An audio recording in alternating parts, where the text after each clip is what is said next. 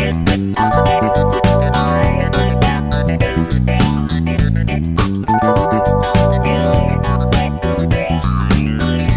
warahmatullahi wabarakatuh. Halo semuanya. Kali ini adalah podcast perdana kita dari Pondok Pesantren Riyadul Jannah. Perkenalkan, aku sebagai host Aulia Syabrianti sekaligus staf pengajar di Pondok Pesantren Riyadul Jannah. Nah, pada hari ini kita kedatangan tamu yang sangat spesial, yaitu seorang penulis novel, dan beliau ini sudah menerbitkan beberapa buku atau menerbitkan beberapa karyanya. Yang udah diterbitkan 3 ya Teh? Iya. Dan akan segera launching di tahun ini 2 buku yang akan menyusul. Oke. Kita mau tahu nih biografi beliau. Silakan Kak, kenalkan diri Anda. Ya, baik. Nama saya Lutfiatul Zahra. Biasanya saya dipanggil Lutfiah, tapi kalau pembaca saya biasanya manggilnya Zahra. Ya, tahu. Beda ya? Zahra, ya beda. Terus sebenarnya saya ini awal nulis itu tahun 2019. Ya, awal menulis tahun 2019 sampai sekarang alhamdulillah. Pernah hiatus juga, tapi waktu itu memang saya down. Hiatus itu apa tuh? Mungkin Hiatus. teman-teman yang nggak tahu ya. Hiatus itu saya berhenti menulis, ya berhenti menulis sementara. Gitu. Ya, karena waktu itu sedang downnya gitu saya tuh. Kenapa tuh lagi putus cinta? Enggak, karena pernah ditolak penerbit. Oh. Jadi saya down sampai kayak nggak mau nulis lagi deh gitu. Tapi akhirnya Mungkin mau nyerahin. karena dukungan dari orang tua, terus teman-teman juga kan dari para guru gitu, alhamdulillah saya tahun 2022 mulai nulis lagi, dan di tahun 2022 itu juga novel saya terbit yang pertama. Keren. Saya mulai nulis dari SMP. Awalnya itu waktu kelas 1 SMP sih masih cuma suka baca gitu, nggak ada Paling bikin cerpen ya. ya, nggak ada pemikiran kayak mau nulis novel, mau nulis buku kayak gini, nggak Belum ada kepikiran Iya. jadi penulis. Terus karya pertama saya jadi karya dari Bunda Asma Nadia itu karya buku pertama yang bikin saya Terinspirasi. yang saya terinspirasi dan termotivasi untuk membuat novel kayak gini. Nah, kayak untuk karya kakak yang pertama ini kira-kira dengan judul apa dan membawa tema apa? Untuk novel yang pertama judulnya The Best Choice from Allah. Jadi itu tentang perjodohan. Perjodohan ya Genta, tokoh utama prianya itu Genta dan tokoh utama wanitanya itu Sheila, namanya Arshila. Jadi Genta itu anak tunggal, anak sematawayang ya di keluarganya.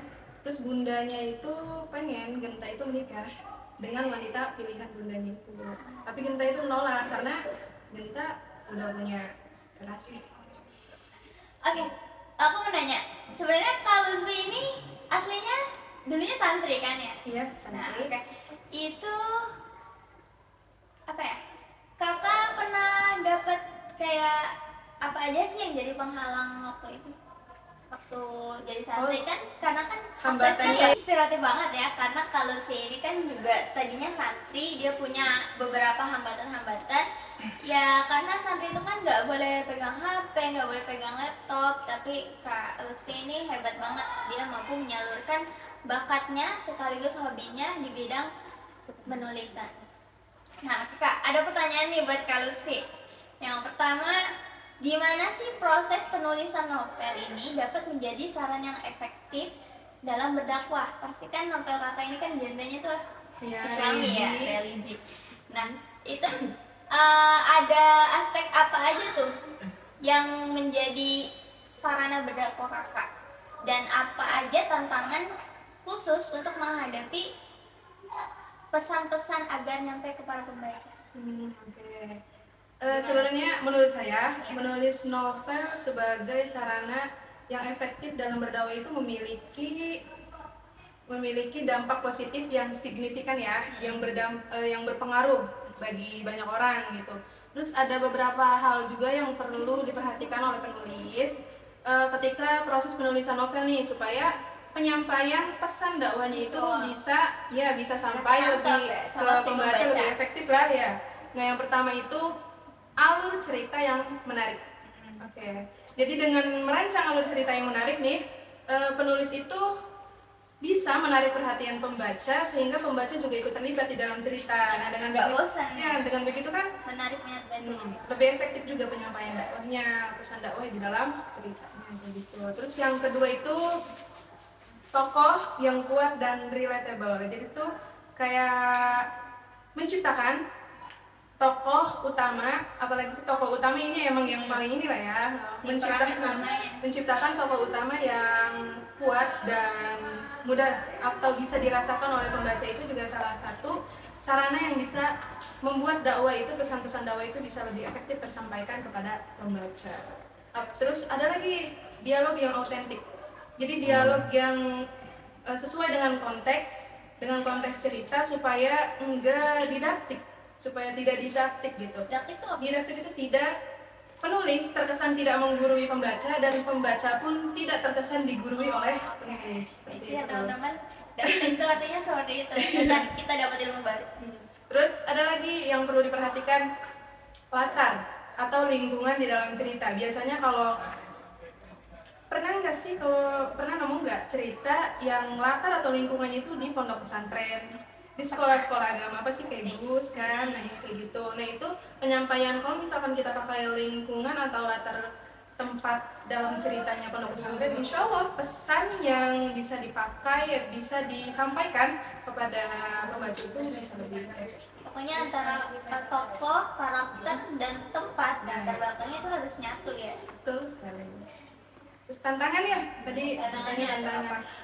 Sebenarnya pasti ada tantangan yang sering kali atau emang pasti dirasakan atau dialami oleh penulis ketika menyampaikan pesan dakwah dalam karya sastra, ya, dalam cerita. Gitu. Yang pertama itu perspektif pembaca. Perspektif itu pembaca kan pandangan pembaca. Jadi ketika penyampaian atau pesan dakwah itu kan sifatnya seringkali subjektif, oke? Nah, terus banyak juga terkadang apa yang kita sampaikan atau yang kita tulis di dalam cerita itu pembaca kadang sulit menerimanya. Jadi ada sebagian pembaca yang menerima, terus ada sebagian pembaca yang mempunyai perspektif berbeda dengan pesan yang kita sampaikan di dalam cerita tersebut. Nah, itu pertamanya perspektif pembaca. Terus yang kedua itu ya tadi yang dialognya terkesan didaktik ya. Ya apa tadi didaktik? Didaktik itu yang pembaca tidak merasa digurui, penulis juga tidak menggurui si pembaca. Iya. Terus ada satu lagi kontroversi dan konflik. Jadi itu kan kontroversi itu enggak semuanya ada di dunia hiburan, di dunia entertainment lah gitu, di dunia politik juga ada. Dunia politik, bahkan di dunia kepenulisan juga ada kontroversinya. Penulis itu ada loh kontroversi dan konfliknya. Nah itu tantangan yang paling berat sih, kontroversi itu di dunia. Bisa contohin nggak tuh kontroversi? Kayak ada kayak tuduhan plagiarisme seperti itu. Padahal ada yang memplagiat ini, misalkan aku penulis Hayafandra nih, ada yang memplagiasi karyaku Hayafandra, tapi pernah kejadian? Enggak, misal terus untuk bilang jangan sampai ada misalnya kayak gitu, kontroversinya kayak gitu, konfliknya ada yang memplagiasi Hayafandra tapi malah aku yang disudutkan. Kita biasanya kayak gitu, malah padahal itu karya kita, iya, karya asli kita yang diplagiasi. Oke. Ini menarik banget ya kak.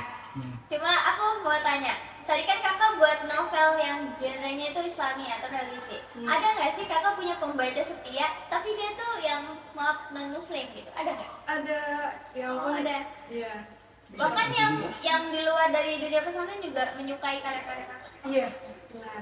Yang paling bangga itu ketika ada satu orang non muslim, ya, seorang Kristiani ya, wanita Kristiani. Dia itu beliau itu suka banget sama novelku yang genrenya religi, terlebih lagi Hayafandra Universe. Jadi dia baca semua novel-novel religiku, bahkan nungguin novel-novelnya. Berarti benar-benar dia pembaca setia.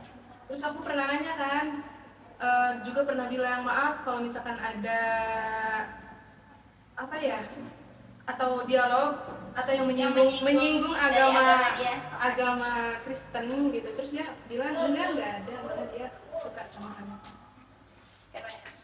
Berarti ini yang minat baca tuh bukan cuma hanya Orang Islam aja, tapi sampai ke non-Islam. Oke Kak, selanjutnya pertanyaan kedua. Bagaimana penulis dapat memastikan bahwa pesan agamanya ini yang disampaikan dalam tulisannya itu dapat diresapi dan dipahami pembaca dengan baik? Kalau untuk apa tadi, maaf, iya coba diulangi lagi. Bagaimana penulis dapat memastikan bahwa pesan-pesan keagamaan yang disampaikan itu bisa sampai kepada pembaca? Untuk memastikan ya, untuk memastikan bahwa pesan-pesan yang disampaikan di dalam cerita itu bisa tersampaikan dengan baik kepada pembaca. Yang pertama, kalau menurutku, yang pertama itu harus genrenya. Biasanya kan orang itu kalau sekarang genre yang diminati oleh pemuda gitu, anak-anak remaja zaman sekarang itu biasanya percintaan kan. Nah, percintaan. Oke. Di sini aku memang spesialisasi penulis novel romance. Tapi tetap meskipun romance ada di dalam cerita itu tetap dibumbui dengan unsur-unsur keagamaan supaya ya nggak hanya roman picisan biasa, tapi ada pelajaran yang bisa dipetik di dalamnya seperti itu. Berarti inspiratif banget ya teman-teman. Jadi kita bacanya juga nggak bosan karena cara untuk memastikan kalau pembaca ini benar-benar ngena lah gitu. Misalnya kayak misal kakak nih dapat message DM Instagram atau dari WhatsApp tentang kak ini tuh ceritanya bagus banget loh, aku jadi kayak ngerasa belajar ini gitu. Pernah nggak kayak gitu? Pernah. Itu biasanya kan habis kita publish atau update cerita itu biasanya ada pembaca yang ada yang aku atau yang aku ngasih review, ya ngasih ulasan bahwa wah novelnya ceritanya keren banget gitu. Banget ya. Nah itu yang bikin aku tuh kayak semangat banget nih buat nyelesain naskah ini gitu, nyelesain cerita ini. Terus bahasa juga ya, bahasa di dalam novelnya itu gaya bahasanya harus sederhana kan seperti tadi kan.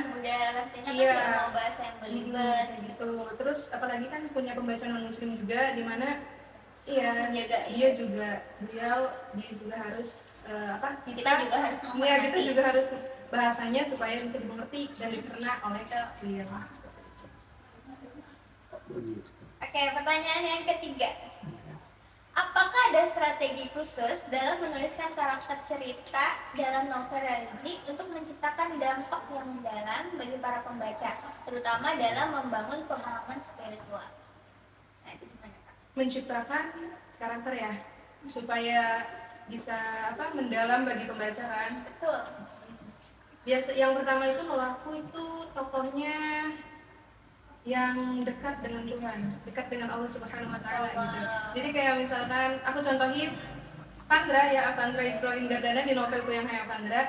Jadi tuh dia tokoh utama yang punya karakter tuh apapun ujian dan musibah yang datang dalam hidupnya, menciptakan tokoh atau karakter yang bisa susah nih dilupain sama pembaca gitu ya, yang susah kadang bikin bapernya itu pembaca tuh susah move on lah dari tokoh ini gitu. Kalau aku contohin dari novelku yang judulnya Hai Avandra ini, ada namanya Avandra Ibrahim Gardana atau biasanya pembacaku manggilnya Bang Pandra. Bang Pandra. Ya, Bang Pandra. Pandra itu kan nyata ya. Jadi aku tuh menciptakan Bang Pandra itu karena tokoh ini biar berkesan di hati pembaca, buat pembaca susah move on dari dia.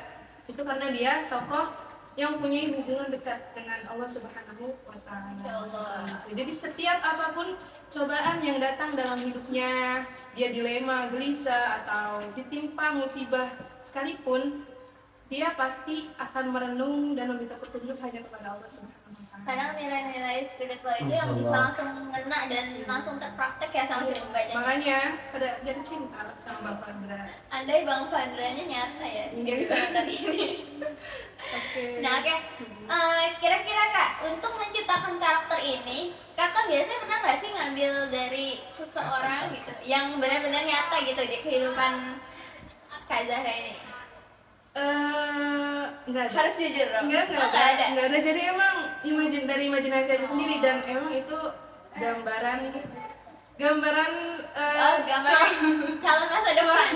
suami idaman Kayak gitu. Ya semoga jadi doa ya. semoga ada Bang Pandra Yang kirain tuh dari orang yang mungkin yang Kakak sukai di dunia nyata gitu. Ternyata enggak ya. Enggak. Dari ini. Cuma memang itu yang diinginkan iya diinginkan oleh aku. untuk di masa depan Iya, dan betul. di real life ya. Oke Kak, selanjutnya pertanyaannya adalah gimana sih caranya Kak Zahra ini memotivasi dan menginspirasi anak-anak muda, khususnya santri nih, dalam mengeksplorasi bakat mereka dalam dunia kepenulisan?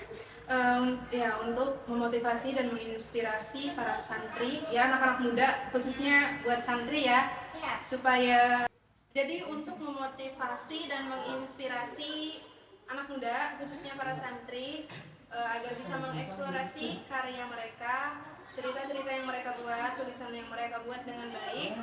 Itu cara yang pertamanya itu dukungan dan dorongan dari lingkungan sekitar. Itu ya, apapun pasti dari lingkungan sekitar dulu. Karena kan dari lingkungan itu kita bisa terpengaruh kan. Iya. Kita kalau misalnya kita berada di lingkungan yang memang suportif, pasti kita akan semangat. Tapi kalau misalnya kita berada di lingkungan yang mungkin kita yang direndahin, diapain, itu juga pasti bakal berpengaruh kepada psikologi Betul kita. sekali. Terus contohnya misalnya nih, kalau di lembaga pendidikan agama seperti pondok pesantren atau sekolah-sekolah agama, alangkah baiknya membuat seperti kayak klub kepenulisan seperti itu yang bisa menyalurkan ide-ide kreatif para santri. Kebetulan di Radio Jana kita ini udah mulai dibentuk teman-teman, dan semoga bisa menciptakan Kak Zahra yang lain gitu di kemudian hari. Semoga. Terus yang kedua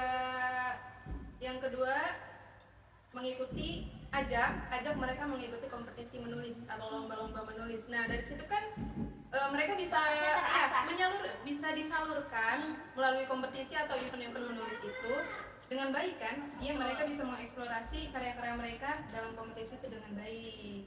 Apalagi didukung sama ininya,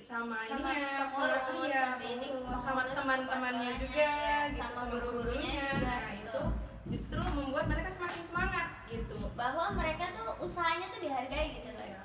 Apalagi dikasih pujian, oh wah, karya kamu bagus nih, kayak gitu. Kita kasih reward. Dikasih timbal balik lah ya. Ya mungkin. Ada lagi? Kalau dari aku dari tadi cuman tadi cara untuk memotivasi itu dukungan dan dorongan dari lingkungan sekitar, pondok pesantren. Jadi menciptakan atau klub kepenulisan gitu untuk menyalurkan ide-ide para santri ini ya untuk masuk ke dunia penulisan, Banget ya. Terus sama ajak nih guru-guru kalau misalkan ada event menulis, tolong kasih tahu siapa nih yang mau ikut lomba menulis, siapa yang supaya tersalurkan dengan baik bakat mereka. Dan kita alhamdulillah di Radio Jana udah mulai mengadakan kepenulisan, iya. ya kan? Ya. Mengajak para santri untuk bisa berkarya. Untuk yang terakhir, kakak mau ngasih pesan apa nih kepada para santri, apalagi yang memang basicnya tuh dia udah punya hobi sebagai penulis gitu. Buat para santri yang punya bakat di bidang menulis, jangan takut bermimpi ya, jangan takut bermimpi dan jangan takut untuk mewujudkannya. Kalau misalkan kalian punya bakat di bidang kepenulisan, jangan dipendam, buktikan, tunjukkan bahwa kalian bisa. Nah itulah teman-teman dari amanat dari Kak Zahra sebagai penulis yang sangat banget kasih udah meluangkan waktunya, buat berbincang dengan kita, udah menginspirasi, sangat-sangat menginspirasi kita, khususnya bagi orang-orang yang tadinya belum minat jadi penulis. Mungkin setelah menonton podcast ini akan ada penulis-penulis baru. Iya, terima kasih juga sudah mengundang saya. Yeay, sama-sama. Oke, sampai jumpa pada podcast kita berikutnya. Jangan lupa subscribe, comment, share, and like. Bye-bye. Assalamualaikum.